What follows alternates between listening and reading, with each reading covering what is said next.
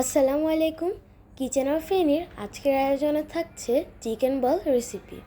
Chicken বলটা আমি steamer ছাড়াই তৈরি করব। আমি এখানে 1.5 কাপের মতো চিকেন কিমা নিয়ে নিয়েছি। এর মধ্যে দিয়ে দিচ্ছি লবণ স্বাদ মতো, কর্নফ্লাওয়ার দিয়ে দিচ্ছি 2 টেবিল চামচ। এইটা ব্রাইন্ডিংয়ের কাজ করবে।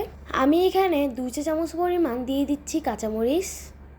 আদা রসুন পেস্ট দিয়ে দিচ্ছি 1/2 চা চামচ করে। টমেটো সস দিয়ে দিচ্ছি আধা টেবিল চামচের মতো। গোলমরিচ গুঁড়ো দিয়ে দিচ্ছি 1/4 চা চামচের মতো। আমি এখানে একটা পাউরুটিকে ব্লেন্ডারে ব্লেন্ড করে এখানে দিয়ে দিচ্ছি। এবার এই সব কিছুকে একত্রে মেখে নিতে হবে। ভালোভাবে মেখে নেওয়ার পর একটু একটু করে নিয়ে চিকেন বলটা তৈরি করে নিতে হবে। হাতে একটু তেল লাগিয়ে আমি একটু একটু করে চিকেন বলগুলো তৈরি করে নিব। ঠিক এইভাবে করে প্রতিটা বল তৈরি করে নিতে হবে।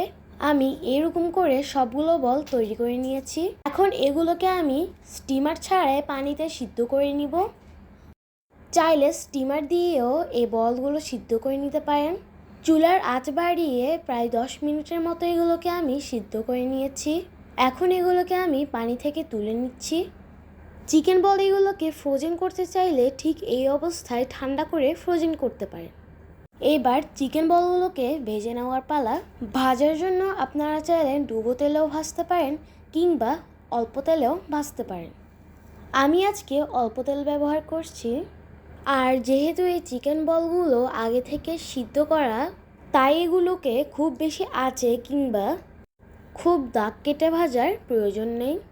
কিছুক্ষণ পর পর নেড়ে চেড়ে দিবেন যেন কোথাও অতিরিক্ত বাদামি কালার না হয়ে যায়।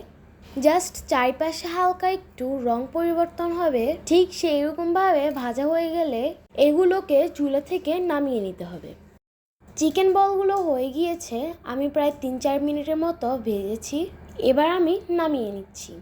এই চিকেন বলগুলো খেতে যেমন মজা, ঠিক তেমনি স্বাস্থ্যকর, কারণ অতিরিক্ত তেল বা মশলা কোনোটাই নেই।